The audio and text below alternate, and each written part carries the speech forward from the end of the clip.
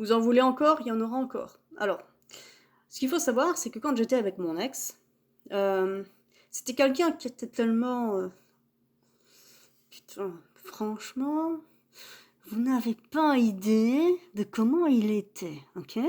C'était quelqu'un qui vous dit des phrases qui vous font du mal et puis comme toute personne normale, quand on vous fait du mal, vous dites: «Laisse-moi tranquille, je veux plus que tu me touches, tu me dégoûtes». Ouais, on l'a tous fait. Eh bien lui, c'était quelqu'un, il venait te toucher, comme ça. Et toi, tu es là, putain, sans déconner, moi ça monte vite quand même, hein. Donc tu es là, «Arrête, arrête!» Et lui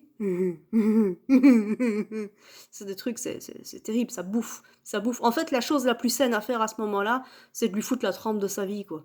Mais je vous dis pas, je vous parle de ça, hein, peut-être que si je l'avais fait.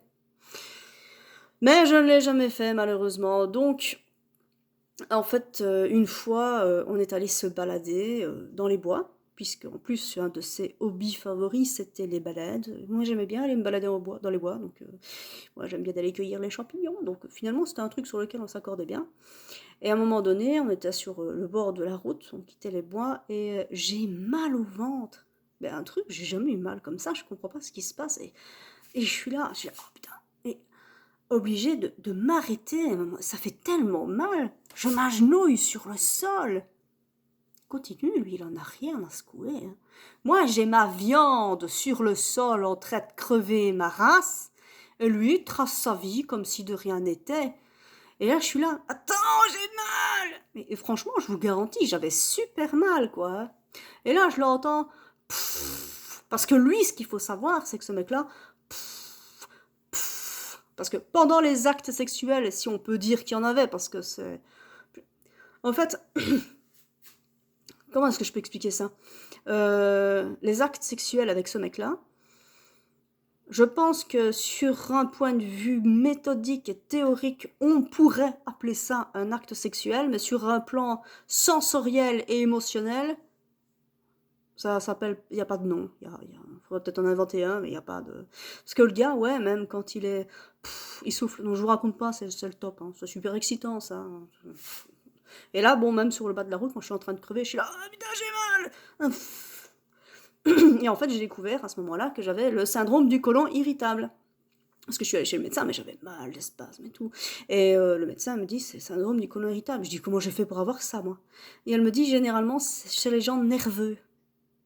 Là, dans ma tête, il y a l'image de mon ex qui vient, hein. À cette époque-là, ça aurait déjà dû être mon ex, mais l'image de Jordan apparaît. Bam, bam, bam, vraiment comme, c'était violent, quoi. Et je effectivement, quand mon cerveau a cette information-là, je pense qu'il associe tout de suite la cause à effet. Un cerveau intelligent que j'ai quand même, hein. Et, euh, et donc, oui, je réalise qu'en fait, fréquenter ce mec-là me provoque des trucs. Euh, donc, je râle, plein ma tronche, parce que je développe un problème et le médecin m'explique que quand on commence avec les problèmes de côlon irritable, généralement, on est caisse, c'est pour toujours. Quand on commence avec ces saloperies-là, c'est un peu comme l'herpès, quoi. Heureusement, il ne m'a jamais refilé l'herpès. Mais c'est un peu comme l'herpès, ça se garde. Voilà.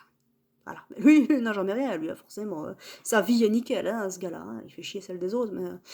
Et il est arrivé une fois aussi où j'ai eu des boutons, mais qui ne partaient pas. Alors j'avais essayé plein de trucs que j'avais vus sur internet. D'ailleurs, ne le faites pas, je vous mets en garde de ne pas le faire. J'avais essayé de faire disparaître les boutons avec du vinaigre de cidre. Sans déconner, mes boutons, ils avaient brûlé. C'était moche, j'étais pleine de brûlures, c'était carrément laid, hein. Je sais même pas si j'ai encore des photos de l'époque et je suis pas sûre que je vais vous les montrer. Donc c'était vraiment laid, donc au bout d'un temps, les boutons ne partant pas et arrivant vraiment ici en masse, ben, je vais encore une fois chez le médecin et là, attention, tenez-vous bien. Le médecin me dit, c'est une inflammation de la peau. Ça s'attrape à cause de la nervosité et le stress.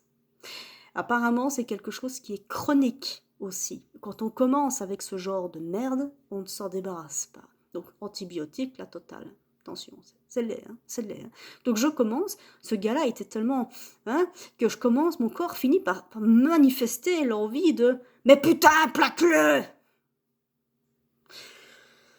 Assistante sociale que je suis. Et